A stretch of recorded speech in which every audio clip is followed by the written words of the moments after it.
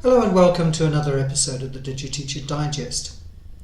This week I'm talking to William Lau, who's a computer science educator in the UK, and we discuss the pedagogy of computer science, the concept of computer science for all, and he introduces me to some rather interesting theories. Unfortunately, during the filming of the podcast, we lost connection several times and there were huge technical difficulties. So I'm sure you'll notice the sudden cuts and reversals of screen and all the vagaries of technical difficulties. So, hi William. Thank you for agreeing to this interview. I've been longing to speak to you because I follow you on Twitter and seeing all the fantastic resources that you put up. Absolutely amazing work. So I wanted to chat to the person behind all of those innovative ideas and great resources. Now, as I understand it, you're currently involved in a children's hospital school. Yes, so I'm an assistant head teacher at the Great Ormond Street Hospital School for Children. And I lead on technology and also teach computer science there, yeah. And teaching children in a hospital, what's that like? Yeah, so it's something that I didn't actually know existed. Even having been a patient in a hospital as a long stay patient, I didn't personally have access to hospital education. I suppose I was quite bedbound. So it's a mixture of teaching in classrooms. So we have classrooms in the hospital school, and then we also go up to the wards to teach at bedside. And actually, because of COVID, most of our teaching is done at bedside at the moment, one-to-one.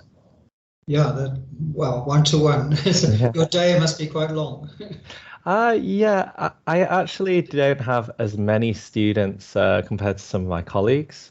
So some of my colleagues might find a student who has a particular interest in computer science because the focus is on the core subjects, so English, maths, and science to start with. But if they have a student who has a particular interest in technology, they might say, can you teach him some computer science or her some computer science? And I would go up to bedside and teach then. I suppose also in the small classroom that we have, pupils that are able to come down and we teach a small group there. Yeah. So you're teaching computer science in particular? Yeah, so I mean, I try to teach the whole broad computing curriculum. So digital literacy, IT, and computer science. So we do graphic design, we do online safety. At some point, I think in term 6, we'll look at spreadsheets.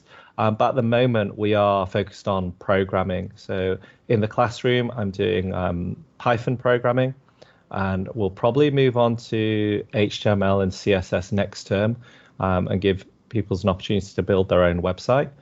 And then at bedside, because I have younger pupils, I generally do either some work with Lego, so Lego Spike Prime, and we can program that either using their language, which is very similar to Scratch, or Python. There's a Python interface as well. And there's a couple of other standalone lessons that I do, such as hacking a version of Mario using JavaScript. So I sometimes use that as well. Okay, yeah. So that's great. Well, what is your position on computer science for all? My personal position, or just in the hospital school, or? Yeah, generally speaking. I think, yes, my position is that I'm a huge advocate for computer science for all. And actually, prior to this role, I hadn't really thought about pupils who were missing education due to health issues. For me, it was more about pupils who are missing CS education because of the school that they were in, or because, so for example, in state schools, it's less common to find computer science delivered from, GCSE, so ages 15, 16, and also A-level 17, 18, whereas in the independent sector, it's a lot more prevalent. So that kind of social and economic divide is something that, I've been kind of committed to tackling for the last 15, 16 years. I just feel as though because computer science is such a social mobilizer, it doesn't feel right that the poorest members of society don't have access to it. And it's almost like in the UK, particularly, we have these kind of dreams. Like most young boys, for example, dream of becoming a Premier League football player because they see the lives that they live, wealth and comfort, and the life of celebrity. But if you're, say, in the top 1% in your school at football, you're probably not going to play for your country. You're probably not even going to play for your county or region. And therefore, you're not going to gain social mobility through football. Whereas if you're in the top 1% in your school at computer science, you're probably going to go on to university to study computer science. And if with a computer science degree, given that they're amongst the highest average income, courses at university, you're pretty much guaranteed social mobility. So it's kind of like we have these dreams which are unrealistic, where actually computer science is like a perfect pathway to achieving that social mobility. And then, yeah, I think it's kind of just that everyone should have the right to access it as well. In the same way that people have a right to be numerate, to be literate, they have a right to have some form of computer literacy as well. And that includes computer science. Now, as I understand it, there were big reforms quite recently in the UK around bringing in kind of coding for all. Sure. I think it was around about 2012. It was kind of triggered by a speech by Eric Schmidt, who was the CEO of Google. And he said that actually, as a leader in computer science, if we look back at, say, Alan Turing, Acorn, ARM, all these companies that are based in the UK or have influential people who have done incredible things in computer science, and yet the computing curriculum or the ICT curriculum at the time was, I think he said, it was failing children. And so the ICT curriculum was scrapped and they brought in the computing curriculum, which definitely had a very heavy focus on computer science. And people have mixed views about that, and also about the implementation of that as well. I think maybe other countries have done it slightly gentler and slightly better, but our kind of experience of that was very sudden. And so there was a lot of, I won't say apathy, I think it's resistance to that change, because all of a sudden people who were well qualified and able to do their job very well as an ICT teacher, all of a sudden found themselves in this world where they weren't equipped with the subject knowledge. And there weren't that many opportunities in 2012 to upskill and learn about computer science. So a lot of teachers felt de-skilled and I think lost, and were hoping that there'd be a U-turn and to bring back more of the ICT, more of the Office applications. And that is still there in the curriculum, but I think the emphasis is definitely on computer science, on programming. But that was 2012, yeah. I mean, we're facing in South Africa a similar situation where the government has introduced a plan to offer coding and robotics from grade 0 up to grade 9. Yeah. And then at that stage, in high school, you could either choose to do computer applications technology, which is like the packages, or you can do information technology, which is more computer science based. Yes. But a lot of people are really frightened by this prospect. Suddenly, 2 hours a week has to be coding and robotics, with a huge skills deficit. I mean, there are not that many people in the country who, at the moment, feel confident to teach that. Sure. Was it a kind of similar situation there, that there just weren't enough teachers? Absolutely. I think at the time there weren't many computing teachers or ICT teachers with computer science degrees as their background. In fact, ICT as a subject was taught by many different specialists. You might have done a degree in business. You might have done a degree in IT, but you had, for example, geography or PE teachers teaching it. And to be fair to them, some of them taught it very well, DT teachers. So I think Alan O'Donoghue, who's one of the leading teachers of computer science in the UK and has been a real advocate for computing education. I believe he was a design and technology teacher, and his resources were incredible. He was one of the kind of guiding lights when I first started. But I would say, yes, true. The majority of teachers were feeling, a bit like, well, what can we do? And I think some universities got involved. So there was, say, Queen Mary University London, King's College London. They delivered Twilight courses.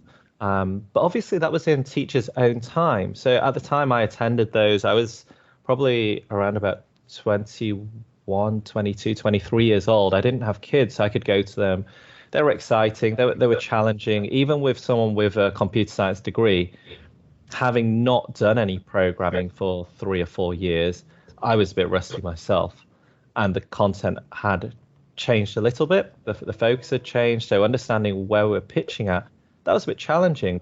But I imagine people with, say, children who had childcare commitments, obviously they weren't attending these events. You couldn't attend because they were in the evening. So, and then a lot of private providers came out and were delivering courses. So those people who had computer science degrees would deliver these courses. Exam boards would deliver courses. And it was quite, how can I put it? It's almost like a capitalist market. There were a lot of courses. People were paying for them. And if you were lucky that your school released you to go on these courses, then you could upskill, learn a relatively easy language like Python. And that was it. I know we're going to touch on it later, but there wasn't much on computer science pedagogy then. Just purely learning the knowledge, knowing how to program or learning about computer architecture in itself was challenging. And I think there wasn't any computing pedagogy then, not in the UK anyway. I think globally the picture was a bit different, but we didn't really have access to that. And I think there's still work to be done there. Yeah, I mean, I've seen heavy emphasis on that from Raspberry Pi and, organizations like that at the moment. Yes. Yeah, I mean, we're going through a similar thing. It's more about, oh hell, we've got to teach you how to do this stuff now. Yeah, I think how you teach it was probably up to you. Yeah, I think there's a lot of discovery there. And I think, the Raspberry Pi Foundation and the National Centre for Computing Education, which is NCCE, they're the umbrella group. And I think they are at teachcomputing.org. They have a full curriculum planned. So I suppose for teachers in South Africa who are interested in that, those resources are available online. They're free, and all the units are sequenced. The lessons are there. The lessons are there. So I suppose there is definitely a lot more material out there than there was in 2012, and I think the NCCE has done some good work in that respect. A lot of people, because it's run by experienced teachers and also researchers, lecturers, the people who wrote those materials were once in the classroom, and some of them still are in the classroom. And I would say to people in South Africa or other countries who are implementing a new curriculum which focuses on programming, coding, robotics, to have a look at what is already out there, particularly from the UK, because I think it's really well sequenced, well resourced. But there's still that need to obviously build up your own subject knowledge as well. And it's whether there is a central body in South Africa which can coordinate with universities. We had CAS, like Computing at School. So that was our central body, and they allowed universities and other private companies to kind of post their events. And that was a useful, way of upskilling, I think. Yeah, I think we're a bit lacking there. I think we have WhatsApp groups. Yeah. As far as it goes. Yeah, that gets pretty clogged up, I suppose, a WhatsApp group. But I think you could, for example, start up your own just simple website forum. I think Facebook groups work okay, but there really needs to be a website with kind of an events or a calendar where people can post up events, and whether you host them through Eventbrite or some other platform is up to you, or whether you have your own booking system.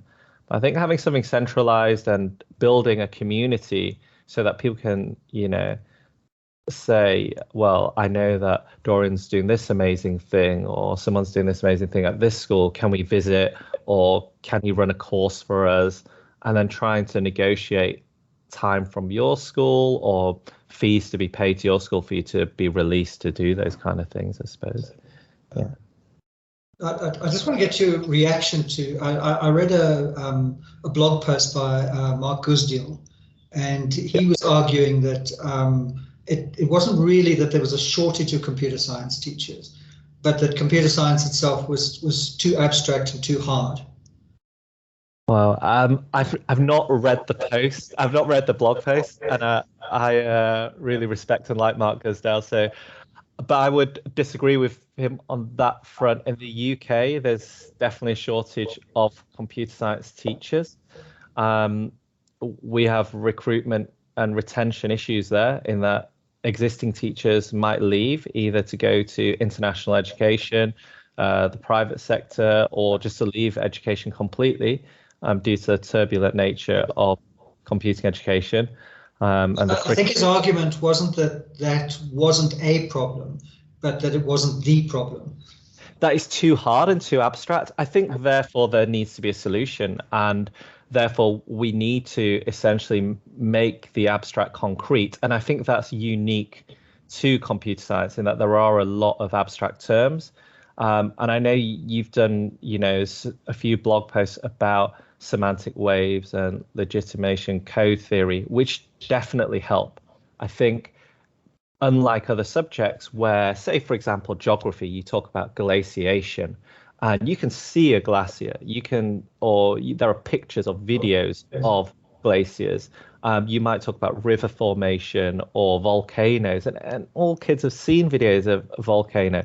But when you talk about registers or the arithmetic logic unit, or cache and RAM, or declaring a variable or a constant or a loop, we really need to make those concrete. And I think that's something that the work that Carl Martin has done on semantic waves kind of helps with that.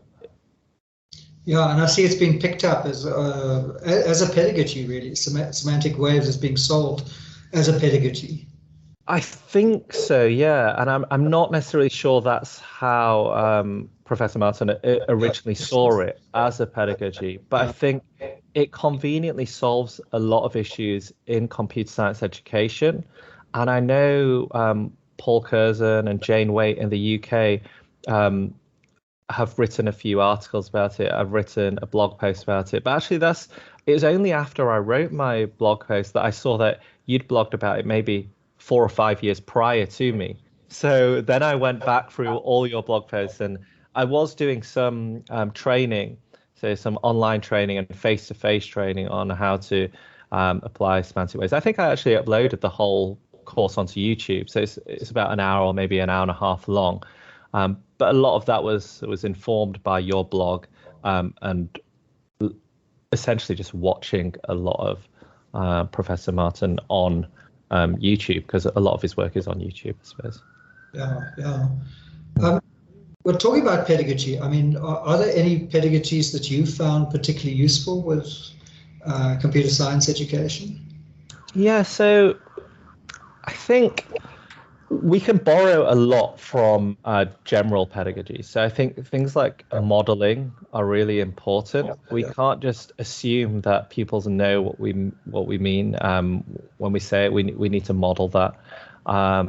I think things to do with retrieval practice, so ensuring that they're encountering knowledge in an iterative way, and also to build on prior knowledge, which is something that you would do when you were doing semantic waves anyway, because you pick something they already know, and then you make an analogy to that to decrease the semantic density.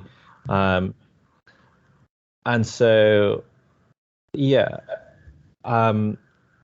to make it more concrete, so it'd be increasing the semantic density, wouldn't it? In terms of programming, there's been a lot of work on PRIM, so predict, run, implement, modify, and make, and that was led by. I can never remember all of them. It's like the 7. Yeah, sure. Yeah, so I think that was led by Sue Sentence, Jane Waite, Maria Paglia, when they were previously at King's College London and Queen Mary University London as well. I think that works really well, particularly for beginning programmers. And I'm currently using it at the hospital school with our beginning programmers who have had no experience. I'm kind of modifying the Prim resources. So the excellent thing about Prim is that there are a set of resources that exist. And yeah, as the first M in Prim, I actually modify the resources because sometimes I feel the sequencing is a bit off. And I think that's something that really needs careful consideration. It is the sequencing of things. I think when we talk about semantic waves, there's so much in semantic waves in terms of how we make the abstract concrete. So by using analogy, by using visuals, which might be related to dual coding theory as well, by giving lots of worked examples.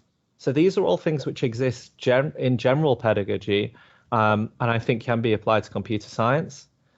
Borrowing from maths pedagogy, I really like the idea of variation theory.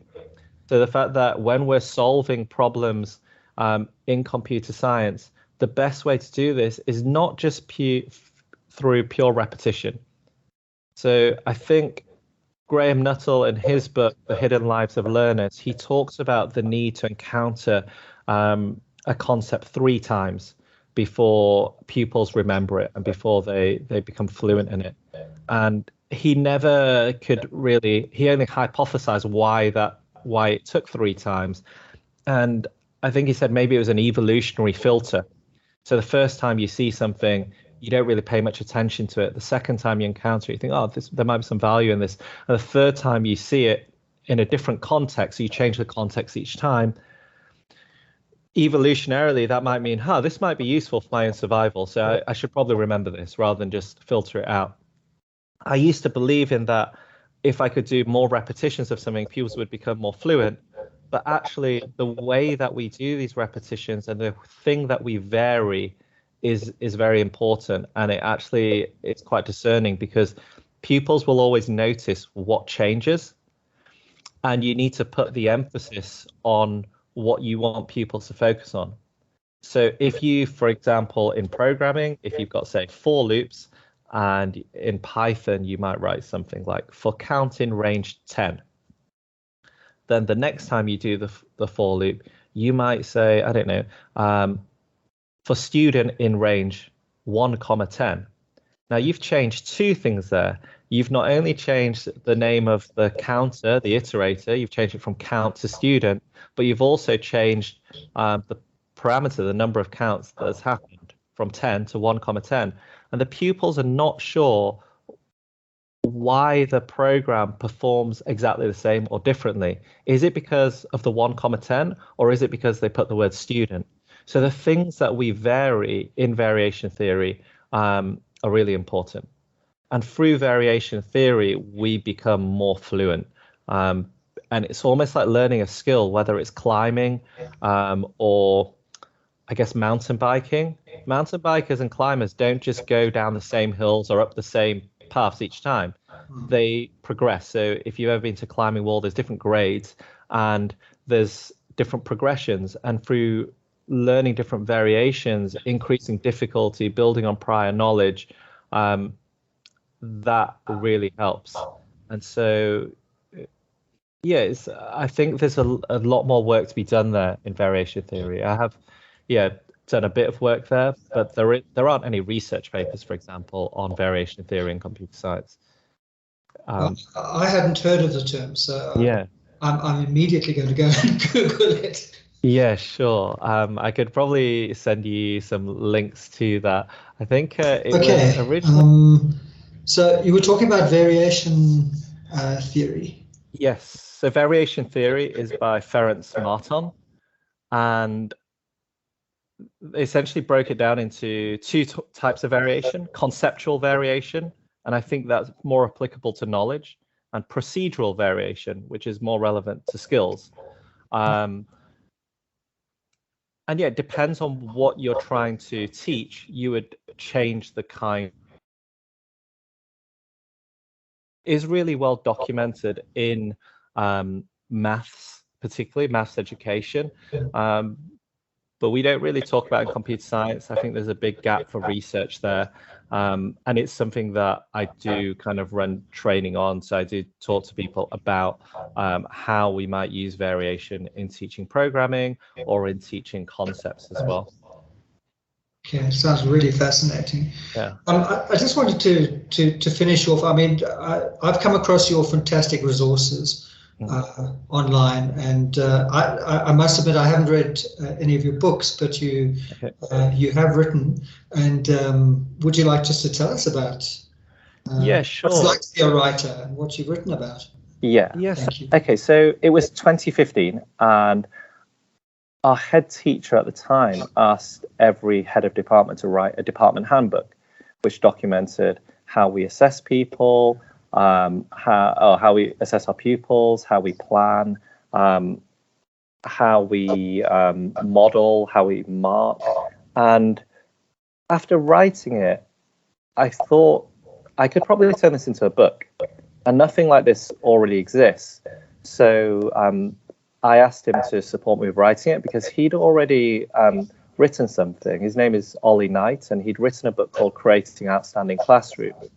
And I really liked the way that he had structured his book using evidence or research-based principles, looking at journals, looking at policy documents and what other people had done, and also case studies. So I thought I could do something for computing. So what started out as a 50-page department handbook turned into almost a 200-page book. We released it, and it sold over 1,000 copies. It sells worldwide, so I was really happy about that. But even then, I didn't know if it was any good because sometimes you read a book, you buy a book, and then you think, oh well, it's not actually that great. But then people have actually emailed and reached out and said, oh, I really like your book. It was really useful, and that was really heartwarming to hear. Because you never know as an author. We both write blogs. We never know who's engaging with it because people might not comment. They might not say anything. But it's nice when people reach out. And since then, there are now more books about teaching computing. Other teachers from around the world have started writing books, both from America and in the UK. So I think we've all got a lot to learn from each other. And I continue to publish other books, which originally start out as resources for my pupils. But I figure I can bind these, and then I can host them online. Most of the books that I develop for my pupils, though, they're actually available for free online. And it's if people want to buy a physical copy, then they can do. But the whole point isn't necessarily kind of like a commercial enterprise to make lots of money, because most of my books are available for free online. It's just a teaching book. The publisher I went for obviously wants it to be a commercial title. So yeah.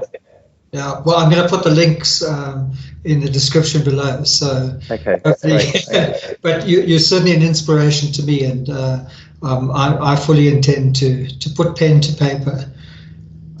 So thank you, William. Thank you so much. I know we've had a great deal of technical difficulties, and I've taken more than the time that you promised me. So thank you very much. It's been a great conversation, and thank you.